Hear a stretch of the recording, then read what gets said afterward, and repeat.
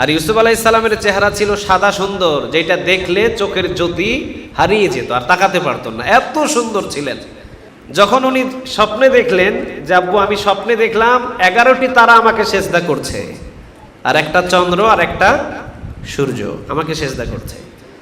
ইয়াকুব আলাইহিস সালাম বললেন, বাবা তুমি উচ্চ মাকামে পৌঁছে যাবে। এই স্বপ্নের ব্যাখ্যাটা হলো আল্লাহ তোমাকে আমার চাইতে উচ্চ মাকাম দান করবে। আলহামদুলিল্লাহ বলেন। ইউসুফ আলাইহিস সালাম যেদিন জন্ম করেছেন সেই দিনই ওই মূর্তিতে আগুন লেগে পুরা মন্দির সহ জ্বলে পড়ে শেষ হয়ে গিয়েছে। কেমন পাওয়ারফুল একজন রাসূল ছিলেন তিনি। তার জন্মের দিনেই সব শিরকিবাদ জ্বলে পুড়ে অটোমেটিক সব ধূলিসাৎ হয়েছে। বোঝা যায় উনি আসছেন আর শিরকিয়াত চলবে না। 10 ভাই মিলে, লম্বা ঘটনা এগুলো, 10 ভাই মিলে গোলাম আকারে একজন পয়গম্বরকে বিক্রি করলেন। গোলামের স্বীকৃতি দিয়ে একজন পয়গম্বরকে 10 ভাই মিলিতভাবে তারা বিক্রি করে দিলেন তাকে, অল্প কয়েকটা দিরহামের বিনিময়ে। রাতের পর রাত, দিনের পর দিন ছুটলেন চতুর্দিকে, চতুর্দিকে ছুটলেন উনি। না, কোনো জায়গায় ইউসুফকে খুঁজে পাওয়া যায় না। চতুর্দিকে হাঁটতে হাঁটতে খুঁজতে খুঁজতে ইউসুফ ইউসুফ বলে যখন চিৎকার দিচ্ছেন, নেকড়ের পালগুলো, একজন পয়গম্বরের কষ্ট দেখে নেকড়ের পালগুলো এসে ইয়াকুব আলাইহিস সালামের সামনে চিৎকার দিয়ে বলছেন, ইয়াকুব নেকড়েদের অভিশাপ দিও না, আমরা নেকড়েরা আপনার মতো পয়গম্বর এবং আপনার সন্তানের মতো পয়গম্বরের একটা পশম ছিঁড়ার ক্ষমতা নাই। আমরা সবাই জুমা মসজিদে আসতে পেরে খুশি না বেজার? কার ঘরে এসেছি একটু বলেন তো দেখি? আল্লাহর ঘর। ঘরটা কার? আল্লাহর ঘর। জমিনের ভিতরে আল্লাহ রাব্বুল আলামিন ঘরগুলোকে ছিটিয়ে রেখেছেন অসংখ্য জায়গায়। আল্লাহ সুবহানাহু ওয়া তাআলা নিজের কিছু ঘর বেঁধে রেখেছে। এই জন্য রাসূল সাল্লাল্লাহু আলাইহি ওয়াসাল্লাম বলেছেন, কেউ যদি আল্লাহর ঘরে ঢোকে তাহলে সে যেন 2 রাকাত সুন্নাত নামাজ আদায় করে নেয়। কয় রাকাত বলেন? দখলুল মসজিদ, যেটাকে আমাদের কাছে পরিচিত মনে হয়। রাসূল সাল্লাল্লাহু আলাইহি ওয়াসাল্লাম যে মসজিদে পা রাখতেন সেখানে ঢুকেই কয় রাকাত পড়তেন? 2 রাকাত। কয় রাকাত? 2 রাকাত পড়তেন। হোক মাগরিব, হোক ইশা, হোক ফজর, যে কোনো ঢুকলেই উনি 2 রাকাত আদায় করে নিতেন। এই জন্য আল্লাহ রাব্বুল আলামিনের ঘর আমরা আসতে পেরেছি। আল্লাহ আমাদেরকে আসার তৌফিক দান করেছেন। আরেকবার পড়ি আমিন। মুহররম মাস চলছে। এই মাসের নামটা কি বলেন? মুহররম। আমরা একটি বছর গত করে ফেললাম। 1444 হিজরি শেষ করে 1445 হিজরিতে আমরা পা রাখলাম। এখন চলছে 1400 কত হিজরি? 45 হিজরি। আল্লাহ, গত যে একটা বছর আমাদের জীবন থেকে চলে গেল, যা গুনাহ করছি তুমি মাফ করে দিও। আমরা বলি আমিন। যা নেক আমল করেছি আল্লাহ, তার ডাবল এই বছরে যেন আমরা আরো বেশি নেক আমল করতে পারি। আল্লাহ তুমি আমাদের সবাইকে কবুল করো। বৎসরের দিনটা শুরু করার নিয়ম হলো আল্লাহর কাছে কান্নাকাটি করা, আল্লাহর কাছে পানাহ চাওয়া, আল্লাহকে বলা যে আল্লাহ আমি তো এত গুনাহ করে ফেলেছি, ভুল ত্রুটি কত করেছি এই গত বছরে জানি না। আল্লাহ নতুন বছরে পা রাখছি, দয়া আর মায়া করে যে গত একটা বছর পার করে ফেললাম, যদি কোনো ভুল ত্রুটি কোনো গুনাহ হয়ে যায় আল্লাহ তুমি আমাদের সবাইকে মাফ করে দিও। আর নতুন বছরে যা পা রাখছি আল্লাহ, এই নতুন বৎসর যেন নেক আমল করে তোমার কুদরতি অন্তরটা জয় করতে পারি, সেই তৌফিক তুমি দান করো। কিন্তু এইটা না করে আমরা 31st নাইটে যখন জানুয়ারি মাসের প্রথম একটা তারিখ পড়ে, আমরা তো অনেকে বাঙালি এখন ইংরেজি মাসগুলো নিয়ে ব্যস্ত থাকি, ঠিক না?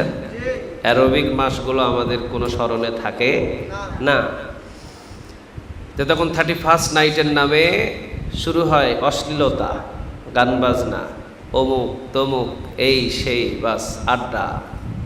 আহা, বছরের যাক 31st নাইটের যে ইংরেজি মাসটা ধরছে ওইটাও ইংরেজি মাস ধরছে, ধরুক। একটি বছরের শুরু হলো গুনাহ দিয়ে। শুরু করেছে কি দিয়ে? গুনাহ দিয়ে, নাচ গান দিয়ে, গান বাজনা দিয়ে। শুরুই হলো গান বাজনা দিয়ে? না, একজন মুমিন আর একজন মুত্তাকি নতুন বৎসর পদার্পণ করছে, পা রাখছে, তার চোখের পানি পড়বে। সে আল্লাহকে বলবে, আল্লাহ একটা বছর গুনাহ করছিলাম, দয়া মায়া করে ওই বছর মাফ করে দিয়ে নতুন বছরে যা পা রেখেছি নেক আমল করার তৌফিক দান করে দিও।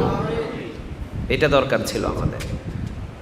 তা আল্লাহ আমাদের সবাইকে এই বুঝটা দান করুক, আমরা বলি আমিন। তো মুহররম মাসে আমরা পা রেখেছি। এই মুহররম মাসে আল্লাহ রাব্বুল আলামিন অসংখ্য কিছু ঘটনা ঘটিয়েছে। সব হলো আনন্দদায়ক ঘটনা, সব হলো বিজয়ের ঘটনা। এই মুহররম মাসে প্রায় অধিকাংশ নবীদেরকে আল্লাহ সফল করে দিয়েছে, আলহামদুলিল্লাহ বলেন। সফলতা লাভ করেছেন অসংখ্য নবী। একটা শুধু কষ্টদায়ক ঘটনা, আর সেই ঘটনাটা হলো কারবালার ঘটনা। এটা হলো কষ্টদায়ক ঘটনা, এতটা কষ্টদায়ক ঘটনা যা কোনো মুমিন, কোনো মুত্তাকি সেটাকে সহ্য করতে পারে না। এটা হলো বেদনাদায়ক ঘটনা, কষ্টদায়ক ঘটনা। আর বাকি যে ঘটনাগুলো এই মুহররম মাসে আল্লাহ ঘটিয়েছেন সেটা হলো আনন্দ এবং বিজয়দায়ক ঘটনা, সফলতার ঘটনা। কারণ এই মুহররম মাসে অসংখ্য নবী এবং অসংখ্য রাসূলদের আল্লাহ সুবহানাহু ওয়া তাআলা সফলতা দান করেছেন, আলহামদুলিল্লাহ বলেন। ইয়াকুব আলাইহিস সালামের নাম শুনেছেন না আপনারা? উনি কি ছিলেন? একজন পয়গম্বর। কি ছিলেন? একজন, বলেন তো দেখি। পয়গম্বর ইয়াকুব আলাইহিস সালাম। তো ইয়াকুব আলাইহিস সালাম থেকে ইয়াকুব আলাইহিস সালামের সন্তান ছিল 12 জন। কয়জন? সবাই বলেন কয়জন? 12 জন। 12 জন সন্তান ছিলেন ইয়াকুব আলাইহিস সালামের। ইয়াকুব আলাইহিস সালামের বংশ থেকে ইউসুফ আলাইহিস সালামের জন্ম হলো। ইউসুফ আলাইহিস সালাম ছিলেন, তিনিও নবী, তবে ইয়াকুব আলাইহিস সালাম যেরকম নবী তার থেকে ইউসুফ আলাইহিস সালাম আরো পাওয়ারফুল নবী, সুবহানাল্লাহ বলেন। তিনি রাসূলদের কাতারে পড়েছেন। তো এই জন্য ইয়াকুব আলাইহিস সালামের বংশের ভিতরে ইউসুফ আলাইহিস সালাম জন্ম নিয়েছিল। যেই দিন ইউসুফ আলাইহিস সালাম জন্ম নিয়েছিল সেই দিন ইয়াকুব আলাইহিস সালাম যে এলাকায় বসবাস করতেন সেই এলাকাতে একটা মন্দির ছিল, মূর্তি ছিল। ইউসুফ আলাইহিস সালাম যেদিন জন্ম করেছেন সেই দিনই ওই মূর্তিতে আগুন লেগে পুরা মন্দির সহ জ্বলে পড়ে শেষ হয়ে গিয়েছে। কেমন পাওয়ারফুল একজন রাসূল ছিলেন তিনি! তার জন্মের দিনেই সব শিরকিবাদ জ্বলে পুড়ে অটোমেটিক সব ধূলিসাৎ হয়েছে। বোঝা যায় উনি আসছেন আর শিরকিয়াত চলবে না। ঠিক একইভাবে রাসূল সাল্লাল্লাহু আলাইহি ওয়াসাল্লাম যেই দিন জন্মগ্রহণ করেছিলেন সেই দিন কাবার ভিতরে যতগুলো মূর্তি ছিল সব মূর্তিগুলো পড়ে ভেঙে ভেঙে উপর হয়ে পড়েছিল। একটা মূর্তিও দাঁড়ায় থাকতে পারে নাই, কারণ রাসূল আসছেন, আখিরি জামানার পয়গম্বর। শিরকিয়াত বন্ধ হয়ে যাবে আর কালেমার ঝান্ডা গেড়ে উঠবে, ঠিক না? ঠিক, এটাই ছিল তাদের প্রমাণ। তো ইয়াকুব আলাইহিস সালামের বংশে 11 জন সন্তান, তারপরে 12 জন, 10 জন সন্তান জন্ম নিয়েছিল। কারণ ইউসুফ আলাইহিস সালাম আর বনিয়ামিন এরা 2 জন ভাই ছিলেন। তো ইউসুফ আলাইহিস সালামের ছোট ভাই ছিল বনিয়ামিন। তো ইউসুফ আলাইহিস সালাম আসার আগে সন্তান ছিল ইয়াকুবের কয়জন? 10 জন। কয়জন? 10 জন। 11 নম্বরে ইউসুফ আলাইহিস সালামের জন্ম হলো। ইউসুফ আলাইহিস সালামের জন্মের দিনেই বুঝতে পেরেছেন ইয়াকুব আলাইহিস সালাম এটাই হবে আমার একজন রাসূল। চিৎকার দিয়ে পড়েন সুবহানাল্লাহ। বাপ বুঝতে পারে, কারণ ইউসুফ নামটা ইয়াকুব আলাইহিস সালাম জোস করে নাই। ইয়াকুব আলাইহিস সালাম ইউসুফ যে নাম, এই নামকরণটা ইয়াকুব আলাইহিস সালামের মন থেকে আসে নাই, কে পাঠিয়েছেন? এটাই বোঝা হয়ে গেছে যে না, এটা আমার ওই 10 জন সন্তানের মতো না, এটা একটু আলাদা, এটা নিশ্চয়ই পয়গম্বর হবে। তো ছোটবেলা থেকেই ইয়াকুব আলাইহিস সালাম ইউসুফের দিকে আলাদাভাবে নজর দিতেন। আর ইউসুফ আলাইহিস সালাম ছিলেন পৃথিবীর সকল মানুষদের থেকে সুন্দর, আলহামদুলিল্লাহ বলেন। তবে আমার রাসূল থেকে বেশি সুন্দর নয়। হাদিসের বর্ণনায় পাওয়া যায় ইউসুফ আলাইহিস সালাম ছিলেন সাদা সুন্দর, আর রাসূল সাল্লাল্লাহু আলাইহি সাল্লাম ছিলেন লাবণ্য সুন্দর। লাবণ্য সুন্দরের দিকে তাকালে চোখটা জুড়িয়ে যায়, আর সাদা সুন্দরের দিকে যখন আপনি তাকাবেন তখন আপনার চোখে ঝিলিক লেগে চোখটা অন্ধকার হয়ে যায়। চোখটা কি হয়ে যায়? অন্ধকার হয়ে যায়। ইউসুফ আলাইহিস সালামের চেহারা দেখে পেট ভরতো না, কিন্তু আমার রাসূলের চেহারা দেখে খাবারের কথা ভুলে যেত। সুবহানাল্লাহ। বাড়িতে গিয়ে বললেন, সাহাবীদের যখন পেটে ক্ষুধা লাগতো মসজিদে নববীতে চলে আসতেন, রাসূলের চেহারা দেখতেন। রাসূলের চেহারার দিকে তাকাইতে তাকাইতে আসরের নামাজ শুরু হতো, আসর শেষ আবার রাসূলের চেহারা দেখতেন। মাগরিব হতো, ইশা হতো। তোমরা বাড়ি যাইবা না?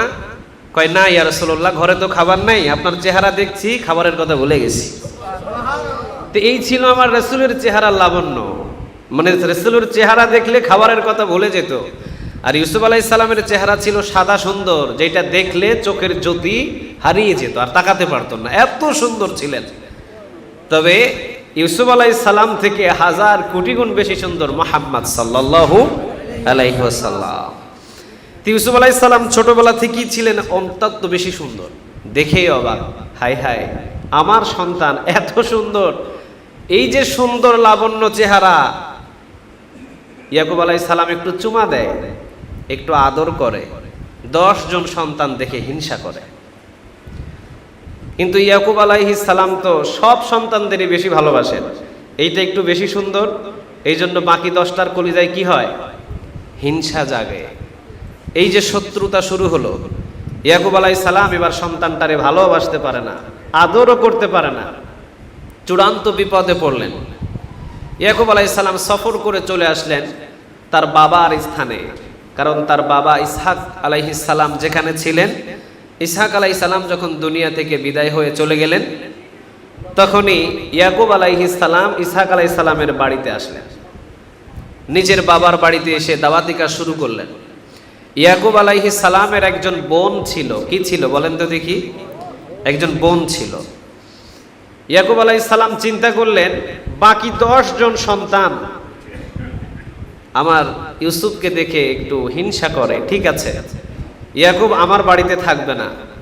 ইয়াকুবকে দিয়ে দিলেন নিজের বোনের কাছে লালন পালন করার জন্য, নিজের বোনের কাছেই লালন পালন হয়। আর ইয়াকুব আলাইহিস সালামের বোন দেখেই চিনে ফেলেছে এই ইউসুফ এটা সাধারণ ব্যক্তি না, এইটা নিশ্চয়ই পয়গম্বর হবে। আর এই পয়গম্বরের খেদমত যদি আমি করে যেতে পারি, আমার জীবনটা সফল হয়ে যাবে। আলহামদুলিল্লাহ বলেন। ওনার বোন রাজি হয়ে গেল। ইয়াকুব আলাইহিস সালামের বোনের কাছে লালন পালন হলো। দীর্ঘদিন লালন পালন করতে পারলেন না তিনি বৃদ্ধ হয়ে তিনিও ইন্তেকাল করলেন, চলে গেলেন তিনি বিদায় হয়ে। ইব্রাহিম আলাইহিস সালামকে জান্নাতি একটা পোশাক দিয়েছিলেন আল্লাহ সুবহানাহু ওয়া তাআলা। ইব্রাহিম আলাইহিস সালামের কাছে জান্নাতি একটা পোশাক ছিল, ওই পোশাকটা পেয়েছিলেন ইসহাক আলাইহিস সালাম। ইসহাক আলাইহিস সালামের কাছ থেকে ওই পোশাকটা পেয়েছিলেন ইয়াকুব আলাইহিস সালাম। ইয়াকুব আলাইহিস সালাম থেকে ওই পোশাকটা যখন ইউসুফ আলাইহিস সালামকে দিয়ে দিলেন, বাকি 10 জন সন্তানের মাথা ঘিরে গেল। হাই হাই, এই জামা তো আমাদের ভিতরে কারো পাওয়া দরকার, কিন্তু আমরা পেলাম না, পেয়ে গেল ইউসুফ আলাইহিস সালাম। নিশ্চিত ইউসুফ আলাইহিস সালাম পয়গম্বর হবে। এই যে হিংসা শুরু হলো তার ভিতরে, কঠিন থেকে কঠিন হিংসা জন্ম নিল। এখন ইউসুফকে দুনিয়া থেকে শেষ করবে কিভাবে, এই চিন্তায় 10 জন ভাই একত্রিত। কয়জন? সবাই বলেন কয়জন? 10 জন। আচ্ছা, 10 জন ভাই একত্রিত, 10 জনার বুদ্ধি কৌশল ইউসুফ আলাইহিস সালামকে হত্যা করার জন্য। আর ইউসুফ আলাইহিস সালামের পক্ষে আছেন আল্লাহ সুবহানাহু ওয়া তাআলা। তে পাওয়ারটা কি 10 জন ভাইয়ের বেশি না ইউসুফের বেশি? বুদ্ধি দিয়ে বলেন, পাওয়ারটা কি 10 জন ভাইয়ের বেশি না ইউসুফ আলাইহিস সালামের বেশি? কারণ ইউসুফ আলাইহিস সালামের সাথে পাওয়ার আছে কার? আরো জোরে বলেন কার? বুঝে নিবেন, পৃথিবীর সব শক্তি যদি আপনার বিরোধিতে চলে যায়, আপনার সাথে যদি আল্লাহ থাকে, কোনো শক্তির আপনার প্রয়োজন নাই। এটাই এনাফ। এখান থেকে এই জিনিসটা শিক্ষা নেবেন। পরিবারের সবাই আপনার বিরোধিতা করছে, করুক, কিন্তু আপনি যদি আল্লাহর হুকুম মতো অটলে থাকেন আর আল্লাহ যদি আপনার সাথে থাকে, আপনার 4 আনা পরিমাণ কোনো ক্ষতি পৃথিবীর কেউ করতে পারবে না। ইউসুফ আলাইহিস সালামকে মারার জন্য খুব চেষ্টা, না কোনোভাবেই মারতে পারে না। আর ইউসুফ আলাইহিস সালাম স্বপ্নে দেখলেন যে 11টি তারা এবং চন্দ্র সূর্য সেজদা করছে ইউসুফ আলাইহিস সালামকে। সুবহানাল্লাহ বলেন। এই যে স্বপ্নে দেখলেন, এই স্বপ্নের ব্যাখ্যাটা যখনই এটা প্রকাশ করলেন, তখন বাকি 10 জন ভাইয়ের মাথা এলোমেলো হয়ে গেল। হাই হাই, 11টি তারা, মানে আমরা 11টা ভাই। তখন ইউসুফ আলাইহিস সালামের ছোট ভাইয়ের জন্ম হয়েছে, বনিয়ামিনের। ইউসুফ আলাইহিস সালামের ছোট ভাইয়ের নাম ছিল বনিয়ামিন। তো ইউসুফ আলাইহিস সালাম যখন জন্ম নেন তখন ছিলেন 11 ভাই। ইউসুফ আলাইহিস সালামের ভাই যখন জন্ম নেয় তখন হলো কয় ভাই? সবাই বলেন কয় ভাই? 12 ভাই। ইউসুফ আলাইহিস সালাম যখন জন্ম নেয় তখনই 11। আর ইউসুফ আলাইহিস সালামের পরে যে ভাইটা জন্ম নিলেন বনিয়ামিন, তখন হলো কত? 12 জন। যখন উনি স্বপ্নে দেখলেন যে আব্বু আমি স্বপ্নে দেখলাম 11টি তারা আমাকে সেজদা করছে, আর একটা চন্দ্র আর একটা সূর্য আমাকে সেজদা করছে, ইয়াকুব আলাইহিস সালাম বললেন, বাবা তুমি উচ্চ মাকামে পৌঁছে যাবে। এই স্বপ্নের ব্যাখ্যাটা হলো আল্লাহ তোমাকে আমার চাইতে উচ্চ মাকাম দান করবে। আলহামদুলিল্লাহ বলেন। উনি বুঝে ফেললেন যে এটাই পয়গম্বর, কারণ 11টি ভাই, এটা হবে তারা, এই 11টি ভাই তাকে সেজদা করতে হবে। আর চন্দ্র সূর্য মানে ইয়াকুব আলাইহিস সালাম চন্দ্র অথবা সূর্য, আর ইয়াকুব আলাইহিস সালামের বিবি হবেন হয় চন্দ্র হয় সূর্য, এই 2 জন চন্দ্র সূর্য, আর বাকি 11টি ভাই হবেন তারা। মোট 13 জন সেজদা করতে হবে। উনি যখন এই স্বপ্নের ব্যাখ্যাটা দিয়ে দিলেন, এই ব্যাখ্যাটা যখনই শুনতে পেলেন বাকি 10 জন, মেজাজটা ভালো ছিল না গরম ছিল? ভালো ছিল না গরম ছিল? হিংসাতে জ্বলে উঠলো তারা, কিভাবে শেষ করা যায় একে দুনিয়া থেকে।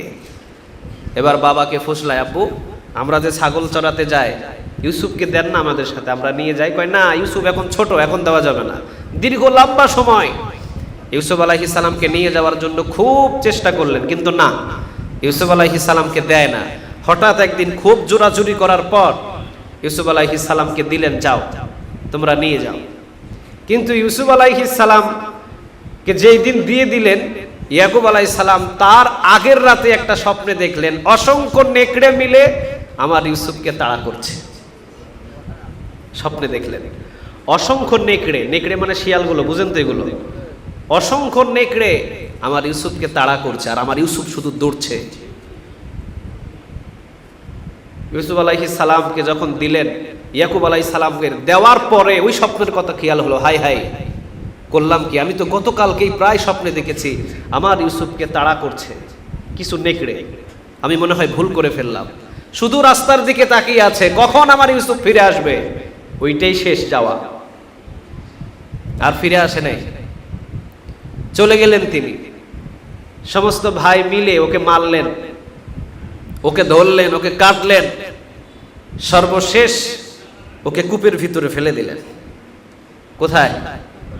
সবাই বলেন কোথায়? কূপের ভিতরে ফেলে দিলেন। 10 জন ভাই মিলে কূপের ভিতরে ফেলে দিলেন তাকে। যেই কূপের ভিতরে ফেলে দিলে পানি খাইতে খাইতে মরে যাবে, আর এই কূপের পানিটা হলো লবণাক্ত পানি, আর লবণাক্ত পানির ভিতরে মানুষ পড়লে ও বাঁচবে না, ও পড়ে যাবে আর ও মরে যাবে, আর ও মরে গেলে শেষ। 2টা ভেড়া জবহ করে ভেড়ার রক্ত জামার সাথে লাগিয়ে বাবার কাছে এসে বললেন যে আমরা খুব চেষ্টা করেছিলাম কিন্তু ইউসুফকে বাঁচাতে পারি নাই, ইউসুফকে নেকড়ে খেয়ে ফেলেছে। নবীদের কাছে কি কোনো কথা গোপন থাকে? কথা বলেন, নবীদের কাছে কি কোনো কথা গোপন থাকে? কারণ নবীর কাছে কথা পৌঁছায় তিনি কে?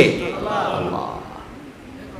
ইউসুফ আলাইহিস সালাম, ইয়াকুব আলাইহিস সালাম বুঝে ফেললেন যে নিশ্চিত আমার ইয়াকুবের উপরে অন্য কোনো নেকড়ে নয়, মানুষ নামীয় এই নেকড়েগুলোই আমার ইউসুফের উপরে ঝাঁপিয়ে পড়েছে। ইয়াকুব আলাইহিস সালাম দেখলেন রক্তমাখা জামা, কিন্তু জামা ছিঁড়া নাই।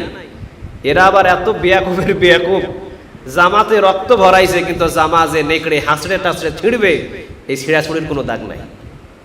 ইয়াকুব আলাইহিস সালাম বললেন, যদি আমার ছেলেকে নেকড়ে খেয়েই ফেলে তাহলে জামার ছিঁড়া জায়গাগুলো কই? এবার বাকি 10 ভাই কয়, সর্বনাশ, ধরা খাইছি আজকে। তখন আর কোনো জবাব নাই, 10 ভাই মুখ বন্ধ করে চলে গেলেন। ইয়াকুব আলাইহিস সালামের বুঝতে দেরি হলো না, এই 10 জনাই কাজটা করেছে।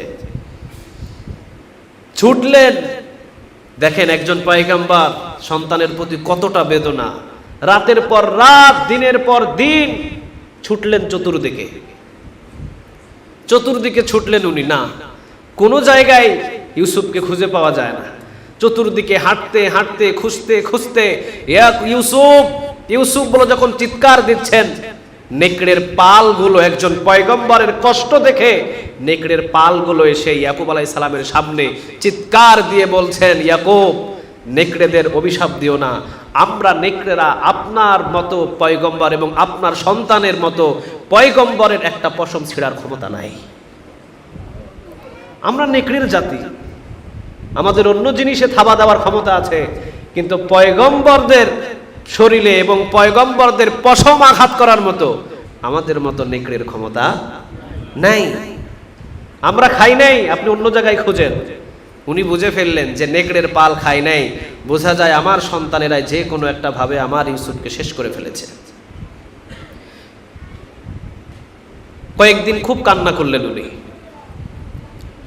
ওনার কাছে ওহী আসলো, ইয়াকুব, আপনি কি ইউসুফকে বেশি ভালোবাসেন নাকি আল্লাহকে বেশি ভালোবাসেন? ইয়াকুব আলাইহিস সালাম বললেন, নিশ্চয়ই আমি আমার আল্লাহকে বেশি ভালোবাসি। তাহলে আপনি আল্লাহকে ভুলে ইউসুফের জন্য এত কাঁদছেন কেন? ইউসুফকে কিভাবে উচ্চ মাকামে পৌঁছাবে আল্লাহ, সেটা আল্লাহর ইচ্ছা, আপনি আপনার কাজ করে যান। ইউসুফ মরে নাই, এখনো জীবিত আছে, সুবহানাল্লাহ বলেন। তারপরও সন্তান তো, কাঁদতে কাঁদতে উনি অন্ধ হয়েছে। কয়েকটা ঘটনা এসেছে এখানে। কয়েকদিন যাবত ইউসুফ আলাইহিস সালামকে খুঁজে খুঁজে খুঁজে খুঁজে পান নাই। মিশরে যাচ্ছেন একজন ব্যবসায়িক, আর মিশরে যাওয়ার সময় ব্যবসায়িক পথের ভিতরে চিন্তা করলেন একটা কূপ, যে একটা কূপ পাইলে, কুয়া পেলে সেখান থেকে পানি উঠাবো। কিন্তু ওই কুয়াটা ছিল ইউসুফ আলাইহিস সালাম যেই কূপে পড়েছিলেন ওই কূপ। উনি বুঝতে পারলেন যে এই কূপের পানি তো লবণাক্ত, এই কূপের পানি আমরা এর আগেও তুলেছি, খাইতে পারি না, চলো এই কূপ থেকে সামনের কূপে যায়। কিছু মানুষ বলল যে না, এই কূপ থেকে সামনের কূপে না, এই কূপেই পানি তুলেন, আমরা না খাইতে পাইলেও আমাদের পশুগুলো তো খাইতে পারবে। কয় আরে না, এখান থেকে সামনে চলো, এখান থেকে মাত্র 15 থেকে 20 মিনিট পরে আমরা কূপ পাবো, সেখানে মিষ্টি পানি, সেখানে যাব। যখনই পা দিলেন, এত জোরে একটা বালু হাওয়া ভেয়ে আসলো, সামনের দিকে যাওয়ার আর কোনো ক্ষমতা নাই। হাওয়াটা কে দিয়েছিলেন? আল্লাহ বুঝিয়ে দিয়েছেন, না এখান থেকে যাইতে পারবি না, এখানে খাইতে হবে তোদের, কারণ তোদের সাথে আমি আমার ইউসুফকে মিশরে পাঠাবো। সুবহানাল্লাহ বলেন। ইউসুফ আলাইহিস সালাম কূপের ভিতরে বসে আছেন, আর কূপের ভিতরে পানি নাই। জিবরিল আলাইহিস সালাম যখনই ইউসুফকে কূপের ভিতরে ফেলা হয়েছে, ইন দ্য মিন টাইম জিবরিল আলাইহিস সালাম বলেছেন, 3 সময় আমি সবচেয়ে দ্রুত পৃথিবীতে এসেছি। কয় সময়? সবাই বলেন কয় সময়? 3 সময়। 1 নাম্বার, যেই দিন ইউসুফকে কূপের ভিতরে ফেলে দেওয়া হয়েছিল, আল্লাহ সুবহানাহু ওয়া তাআলা আমাকে যখনই আদেশ দিয়েছেন, এত দ্রুত ভাবে এসে আমি নিচে পাথর দিয়ে চাড়া দিয়েছি, এত দ্রুত পৃথিবীতে আর আমি একবারও আসি নাই। সুবহানাল্লাহ বলেন। বাকি 2 বার অন্যান্য জায়গায় এসেছেন। ভিতরে নিচে পাথর দিয়ে বা তক্তা দিয়ে ওনাকে চেড়ে তক্তার উপরে বসিয়ে রেখেছেন, কারণ উনি একজন পয়গম্বর হবে, উম্মতদেরকে নাজাত দিবে। এই পয়গম্বরের ক্ষতি হয়, আল্লাহ কি কখনো চায়? কথা বলেন, চায়? চায় না, চায় না। সবাই বললেন ঠিক আছে, তাহলে এখানে পশুগুলো বেঁধে কূপের ভিতরে নেমে দাও। কূপের ভিতরে একজন যখন বালতিটা নামিয়ে দিলেন, মনে করলেন হ্যাঁ বালতি ভর্তি পানি হয়েছে, চাড়ার সময় দেখে ওজন বেশি। কিরে এত ওজন কেন? একজনে চাটতে পারে না, 2 জন 3 জন মিলে টাইনা টাইনা টাইনা টাইনা যখন উপরের দিকে টানে, বালতির সাথে চন্দ্রের চাইতে সুন্দর একটা যুবক উঠে এসেছে। সবাই অবাক, সর্বনাশ, জীবনে বহু মানুষ দেখেছি, এটা মানুষ নাকি ফেরেশতা বোঝাই যায় না। ওরা অবাক হয়ে গেলেন দেখে, 5টা মিনিট চোখটাকে জোড়াইতে পারে নাই, এত সুন্দর চেহারা, কে এটা? আর কূপের ভিতর থেকে আসলো এখানে। যেই দিন কূপ থেকে ইয়াকুব আলাইহিস সালাম, ইউসুফ আলাইহিস সালামকে উঠানো হয়েছিল, ওই দিনটা ছিল 10 মুহররম। ওই দিনটা ছিল কি? 10 মুহররম। মানে কূপ থেকে ইউসুফকে বাঁচায়া দিল, একজন নবীকে বিজয় লাভ করালেন কে? আল্লাহ। তাহলে এটা কি আনন্দের খবর না দুঃখের খবর? কথা বলেন, আনন্দের না দুঃখের? ওনাকে কূপ থেকে উঠাইয়া দিলেন, বিজয়ের খবর, আনন্দের খবর, একজন পয়গম্বরকে নাজাত দিয়ে দিলেন। কূপ থেকে তুললেন, উঠানোর পর সবাই অবাক, হাই হাই, এত সুন্দর সন্তান, নিশ্চয়ই এটা কোনো সাধারণ না, এটা জিন হবে। তখন উনি বললেন, না আমি জিন না, আমি মানুষ। তোমার নাম কি? নাম বলে না, কারণ নাম বললেই ঝামেলা আছে, নাম বললেই ঝামেলা হবে। উনি নাম বলে না। একটু দুইটু পর এরপরে উনি এবার নাম বললেন যে আমার নাম ইউসুফ। আচ্ছা তোমার নাম ইউসুফ, তোমার পিতার নাম কি? আর কোনো উত্তর নাই, কারণ পিতার নাম বললে ঝামেলা আছে না নাই? পিতার নাম বললেই ঝামেলা আছে। শুধু ইউসুফ নিজের নাম বললেন, এরপরে বললেন আমি পথযাত্রী, বাস এতটুকুই, আর কোনো কথা নাই। লম্বা ঘটনা। সেখানে 10 ভাই দূর থেকে আসলেন। 10 ভাই দূর থেকে আসার পর এবারে ওদের সাথে বললেন যে এটা আমাদের গোলাম, আমাদের গোলামকে কোথায় নিয়ে যাও? ওই তোমাদের গোলাম, আমরা একে কূপ থেকে তুলেছি। কয় হ্যাঁ, আমরাই কূপে তাকে ফেলেছি, আমরা তাকে বাড়ি নিয়ে যেতে চাই না, কিন্তু এটা আমাদের গোলাম, আমাদের গোলামকে আমরা বিক্রি করব যদি আপনারা আমার কাছ থেকে কিনে নেন। 10 ভাই মিলে, লম্বা ঘটনা এগুলো, 10 ভাই মিলে গোলাম আকারে একজন পয়গম্বরকে বিক্রি করলেন। গোলামের স্বীকৃতি দিয়ে একজন পয়গম্বরকে 10 ভাই মিলিতভাবে তারা বিক্রি করে দিলেন তাকে, অল্প কয়েকটা দিরহামের বিনিময়ে। 10 ভাই তাকে বিক্রি করে দিয়ে 10 ভাই চলে গেলেন বাড়ির দিকে, আর ইউসুফ আলাইহিস সালাম ছুটলেন মিশরের দিকে। মিশরের বাজারে যখন তুলেছে তাকে বিক্রি করার জন্য, হাজার হাজার মানুষ কিনার জন্য না, দেখার জন্য উপস্থিত। কিনার জন্য না, দেখার জন্যে। কি বানাইছে আল্লাহ তারে! আজকে হলিউড বলিউডের নায়ক আর নায়িকাদের দেখে সবাই পাগল হয়ে যায়। আরে কয়জন পাগল হয়েছে, কি পাগল হয়েছে! আর বিশ্বের ভিতরে সৌন্দর্য তো দেখিয়ে গেছেন ইউসুফ আলাইহিস সালাম, ঠিক না বেঠিক? আল্লাহ দেখিয়ে দিয়েছেন সৌন্দর্য কাকে বলে। হাজার হাজার মানুষ উপস্থিত। জুলেখার স্বামী আজিজে মিশরের কানের ভিতরে খবর গেল মিশরের বাজারে একজন সন্তান এসেছে, যাকে দেখার জন্য হাজার মানুষ উপস্থিত হয়েছে।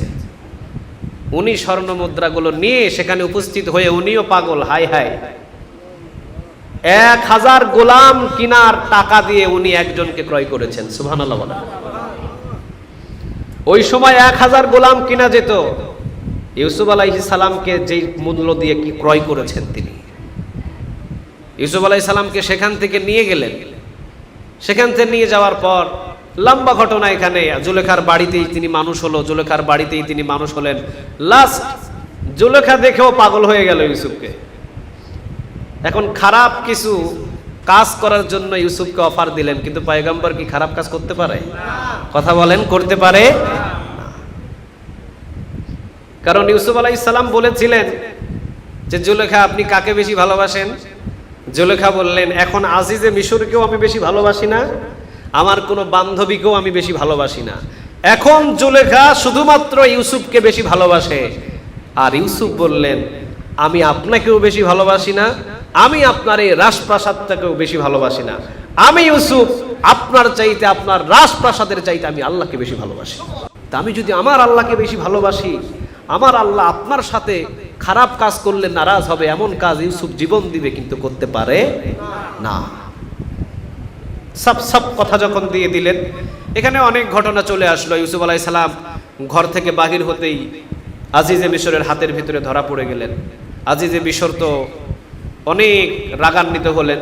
পরে কিসির নামের একজন ছোট্ট বাচ্চার মাথায় হাত বুলিয়ে দিলেন আর বলে দিলেন আসলে ইউসুফ দোষী নয়, দোষী ছিলেন জুলেখা। দোষী কে ছিলেন? জুলেখা। কিন্তু সমাজের ভিতরে অশান্তি সৃষ্টি হলো। ইউসুফ আলাইহিস সালামকে পাঠিয়ে দিলেন কারাগারে। কোথায় পাঠালেন? সবাই বলেন কোথায়? কারাগারে।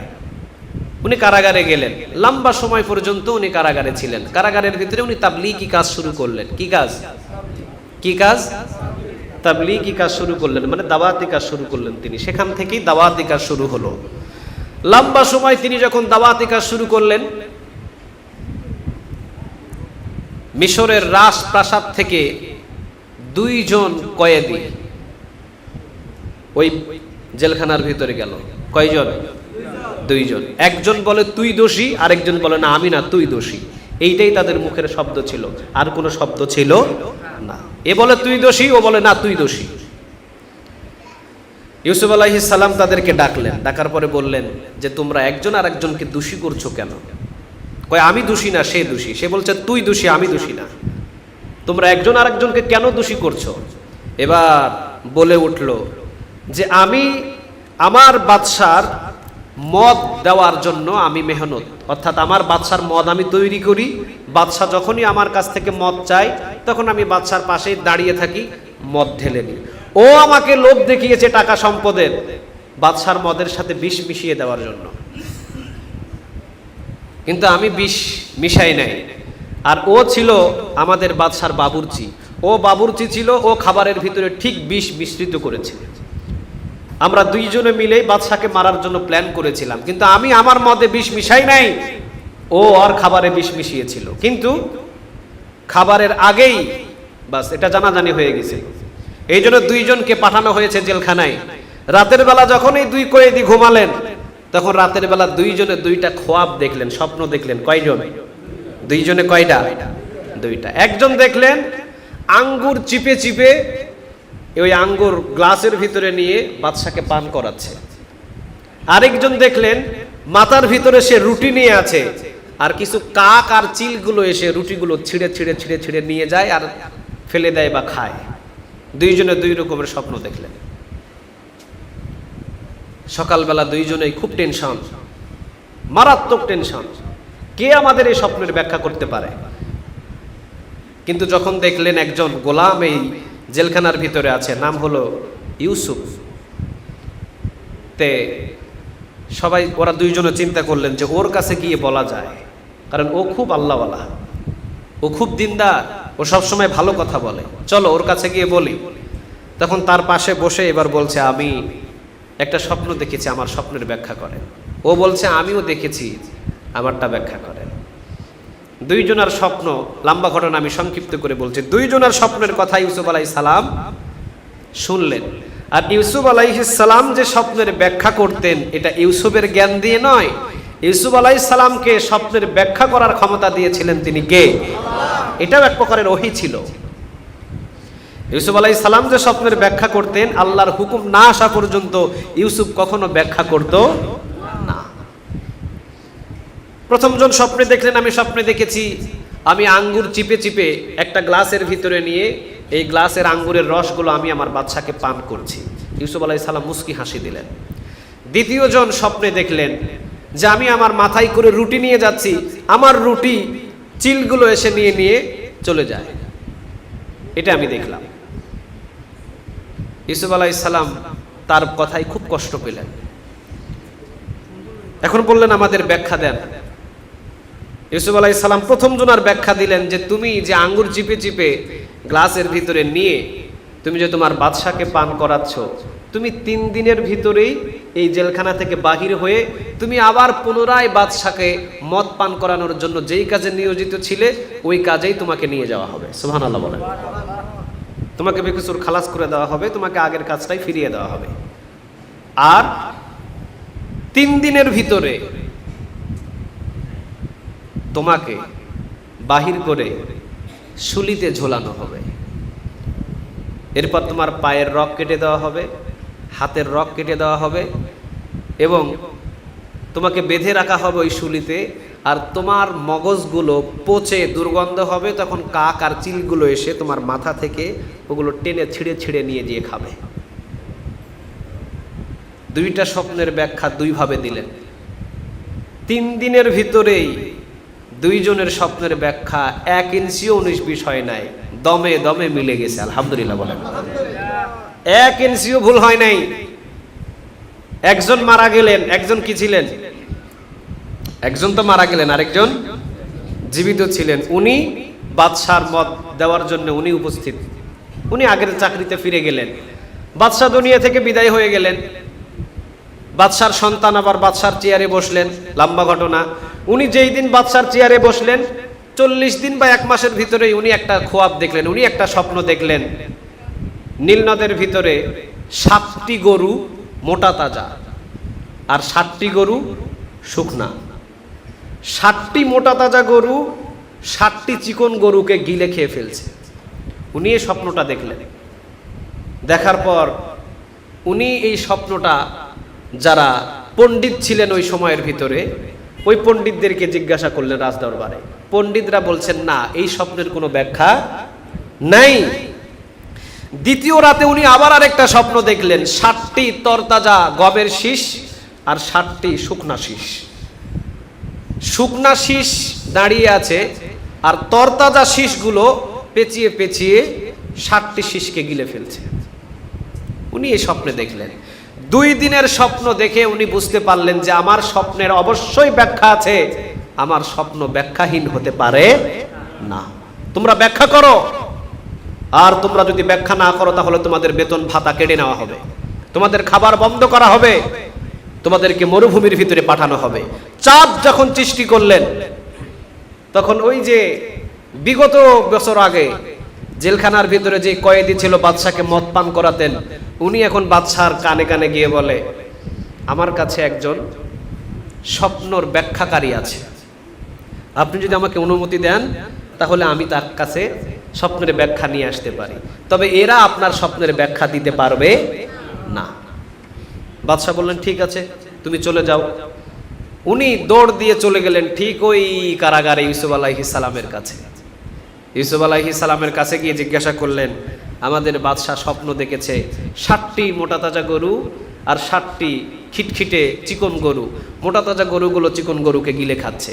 পরের রাতে স্বপ্নে দেখলেন 7টি মোটা তাজা শীষ গমের এবং 7টি শুকনা শীষ, মোটা তাজা শীষগুলো শুকনা শীষদেরকে গিলে খাচ্ছে। উনি মুচকি হাসি দিয়ে বললেন, এই স্বপ্নের ব্যাখ্যা আমার কাছে আছে, তাহলে আপনি বলে দেন। উনি বললেন, 7 বৎসর অসংখ্য ফসল ফলাদি ফলবে এই মিশরের ভূমিতে, কিন্তু বাকি 7 বৎসর কোনো ফসল ফলাদি আসবে না, পানি হবে না, বৃষ্টি হবে না, অভাব অনটন থাকবে। এই 7 বৎসর যে ফসল ফলাদি হবে, এই 7 বৎসর ফসল ফলাদিগুলো মজুদ করে রেখে দিতে হবে। পরের যে 7 বৎসর অভাব অনটন আসবে, এই ফসল ফলাদিগুলো মজুদ করা গোডাউনে রাখাগুলো বাকি 7 বৎসর ব্যবহার করতে হবে। এই ব্যাখ্যাটা যখনই বাদশাহ শুনলেন, তখনই বাস বাদশাহ এবারে বললেন যে এটাই হলো আমার আসল স্বপ্নের ব্যাখ্যা, তবে এই পণ্ডিতগুলো আমার ব্যাখ্যা দিতে পারবে না। তাহলে ওই লোকটা কোথায় যে আমার স্বপ্নের ব্যাখ্যা দিল? উনি বললেন ওই লোকটা কারাগারে। এমন স্বপ্ন ব্যাখ্যাকারী সে কারাগারে কেন? সে কারাগারে কেন? তাকে বাহির করে নিয়ে আসা হোক। ব্যাস নিয়ে যাওয়া হলো তাকে। ইউসুফকে বলা হলো, ইউসুফ আপনি বাহিরে আসেন। তখন ইউসুফ আলাইহিস সালাম বললেন, না আমি তো বাহিরে যাব না। কেন আপনি বাহিরে আসবেন না? তা আমি যে অপরাধ করেছি, যে অপরাধের দাগ আমাকে দেওয়া হয়েছে, সেটা সত্য না সেটা মিথ্যা, এটাকে যাচাই করতে হবে, ঠিক না ঠিক? আগে যাচাই করতে হবে। আমাকে সেই দিন বলা হয়েছিল যে জুলেখার দিকে আমি হাত বাড়িয়েছি, আমি বাড়িয়েছি না কে বাড়িয়েছে, এটাকে যাচাই করতে হবে। যাচাই না করা পর্যন্ত একজন আসামির বাহিরে কি সম্মান থাকতে পারে? আগে সেটা যাচাই করুন। লম্বা ঘটনা এটা। যাচাই করা হলো, আজিজে মিশরের দিকে তাকানো হলো। আজিজে মিশর এবার নিচের দিকে তাকিয়ে আছেন। আজিজে মিশর বললেন, হ্যাঁ ইউসুফ সৎ মানুষ ছিল, বুদ্ধিমান মানুষ ছিল, কিন্তু ইউসুফের উপরে আমরা জুলুম করেছি। বাদশা রেগে গেলেন, আপনি কেন জুলুম করলেন তার উপরে? সমস্ত মিশরের নারীদেরকে নিয়ে আসা হলো। সমস্ত মিশরের নারী এবং জুলেখাকে উপস্থিত করে আজিজে মিশরের ওয়াইফ অর্থাৎ জুলেখাকে কারাগারে দিয়ে দেওয়া হলো। চিন্তা করে দেখেন, জুলেখা পর্যন্ত কারাগারে, এবং মিশরের সমস্ত ধনী ধনী নারীগুলোকে কারাগারে দেওয়া হলো, আর ইউসুফকে মুক্ত করে দেওয়া হলো। সুবহানাল্লাহ বলেন। যেই দিন মুক্ত হলেন, কারাগার থেকে বাহির হলেন, সেই দিনটাও ছিল আশুরের 10 তারিখ। সেই দিনটাও ছিল আশুরার 10 তারিখ। আজিজে মিশর তিনি চলে গেলেন, অসুস্থ হলেন, তিনি মারা গেলেন। ইউসুফ আলাইহিস সালাম এসে দেখলেন জুলেখা সহ সবাই জেলখানায়। তিনি বললেন, না আমি তো তাদেরকে জেলখানা দিতে বলি নাই, আমি শুধু বলেছি সত্যটা উন্মোচন হোক। ইউসুফ দোষী না, জুলেখাই ছিল দোষী। জুলেখা সেটাকে স্বীকার করেনি, স্বীকার করে নিয়েছে জুলেখা। বাস এটা হয়ে গেছে, আপনি সমস্ত নারীদেরকে মাফ করে দেন। যখন ইউসুফ আলাইহিস সালাম সমস্ত মিশরের নারীদেরকে মাফ করে দিলেন, তখন বাদশার কলিজার ভিতরে জায়গা পেয়ে গেলেন ইউসুফ আলাইহিস সালাম, যে এমন মানুষই তো আমার এই চেয়ারে দরকার, যে হাজার কষ্ট পাওয়ার পরেও তাদেরকে মাফ করে দেয়। কাঁধের উপরে হাত দিয়ে বাদশাহ ইউসুফ আলাইহিস সালামকে বাদশার বাম পাশের চেয়ারে বসিয়ে দিলেন। লম্বা ঘটনা, বসিয়ে দিলেন, তাকে মন্ত্রী বানিয়ে দিলেন, শেষ পর্যন্ত মিশরের পুরা দায়িত্ব তাকে দিয়ে দিলেন। উনি এখন হয়ে গেলেন শেখ জুলেখার স্বামী, যে আজিজে মিশর ছিল, ওই দায়িত্বটা ইউসুফ আলাইহিস সালামকে দিয়ে দেওয়া হলো। সর্বশেষ বাবা তো কাঁদতে কাঁদতে ওইদিকে অন্ধ, বাবা কাঁদতে কাঁদতে কি হয়েছে, ইয়াকুব আলাইহিস সালাম অন্ধ হয়ে গেছে, চোখে আর দেখে না, চোখে পুরাটাই সাদা হয়ে গেছে। ইউসুফ আলাইহিস সালামের কাছে আদেশ আসলো আল্লাহর কাছ থেকে, যে ইউসুফ, এখন তোমার বাবার সাথে মিলিত হতে হবে, তোমার বাবা বহু ধৈর্য ধারণ করেছে, এখন একটু মিলিত হতে হবে। আমি তোমাকে তোমার বাবার কাছে থেকে মিশরে এসে উচ্চ মাকাম চেয়ারে বসিয়েছি এজন্যই, কারণ তোমাকে যদি ওই জায়গায় রাখতাম, তোমার 10 ভাই তোমাকে কখনো এত উপরে উঠতে দিত না। আমি তোমাকে 10 ভাই থেকে আলাদা করে কূপের ভিতরে ফেলে সেখান থেকে নিয়ে এসে মিশরের উচ্চ মাকাম চেয়ারে বসিয়েছি, এটাই আমার উদ্দেশ্য ছিল। সুবহানাল্লাহ বলেন। লম্বা ঘটনা, যখন ইউসুফ আলাইহিস সালাম এবং ইয়াকুব আলাইহিস সালাম মিলিত হলো, যেই দিন মিলিত হলো, বাবা আর ছেলে দুইজন মিলে গলায় ধরে যেই দিন মিলিত হলো, সেই দিনটাও ছিল আশুরার ঠিক 10 তারিখ।